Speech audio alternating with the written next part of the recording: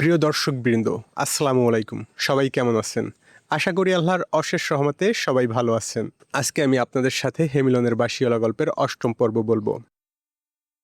মানুষের ভেতরের অন্ধকার। হেমিলন শহরে সেই রাতের পরে আর কেউ শান্তভাবে ঘুমাতে পারল না, কারণ অন্ধকার আর গুহায় ছিল না। সে এখন মানুষের ভেতরে। এলিয়েন ভাঙা বাঁশিটি হাতে নিয়ে বসেছিল। তার চোখে ঘুম নেই, কারণ সে বুঝতে পেরেছিল লড়াই শেষ হয়নি, শুধু জায়গা বদলেছে। পরের দিন সকালে শহরে অদ্ভুত ঘটনা শুরু হলো। একজন ব্যবসায়ী তার প্রতিবেশীর জমি জোর করে দখল করলো। একজন শিক্ষক ছাত্রকে অপমান করলো। একজন বাবা তার সন্তানকে মিথ্যাবাদী অপবাদ দিল। মানুষ বদলে যায়নি, শুধু অন্ধকার তাদের ভিতরে জেগে উঠেছে। এলিয়েন দৌড়ে শহরের মাঝখানে এলো। সে চিৎকার করে বলল, এটা কি হচ্ছে? আমরা তো জিতেছি। ঠিক তখনই বাতাসে সেই পরিচিত কণ্ঠ ভেসে এলো, তোমরা আমাকে হারাওনি। এলিয়েন চারদিকে তাকালো, কেউ নেই, কিন্তু কণ্ঠ আবার শোনা গেল, আমি শুধু বদলে গেছি। এলিয়েন কাপা কাপা গলায় বলল, তুমি কোথায়? একটা দীর্ঘ নীরবতার পর উত্তর এলো, প্রতিটি মানুষের সিদ্ধান্তের ভেতরে। ঠিক তখন ভাঙা বাঁশিটা হঠাৎ গরম হয়ে উঠল। তার ভেতর থেকে ছোট ছোট আলো বের হতে লাগলো। এলিয়েন বুঝতে পারলো এটা শুধু একটি বাঁশি নয়, এটা একটি সতর্ক বার্তা।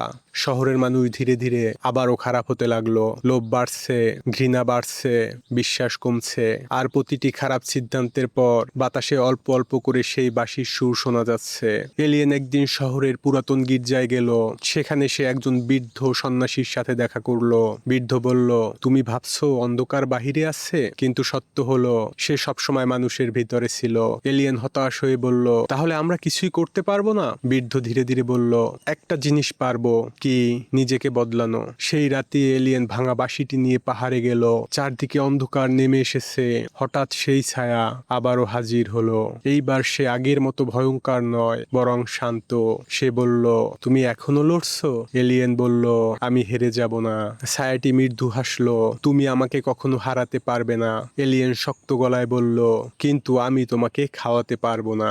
ছায়া থমকে গেল। এলিয়েন বলল, মানুষ যদি লোভ না করে, ঘৃণা না করে, তাহলে তুমি দুর্বল হয়ে যাবে। হঠাৎ বাতাস থেমে গেল। ছায়াটির শরীর কাঁপতে লাগলো, কারণ এটাই সত্য ছিল। ভাঙা বাঁশিটি আবার জ্বলে উঠল।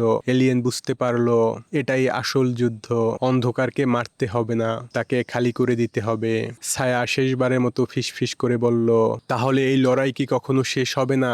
এলিয়েন শান্ত গলায় উত্তর দিল, না, কিন্তু আমরা প্রতিদিন জিততে পারি।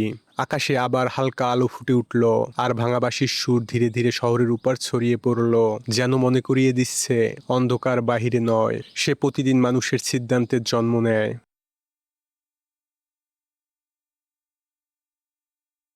ভিডিওটি ভালো লাগলে একটি লাইক করবেন, কমেন্টসে আপনার মূল্যবান মতামত জানিয়ে যাবেন। আশা রইল চ্যানেলটি সাবস্ক্রাইব করবেন। সবাই ভালো থাকবেন, সুস্থ থাকবেন, শুভকামনা রইল। দেখা হবে পরবর্তী পর্বে। আল্লাহ হাফেজ।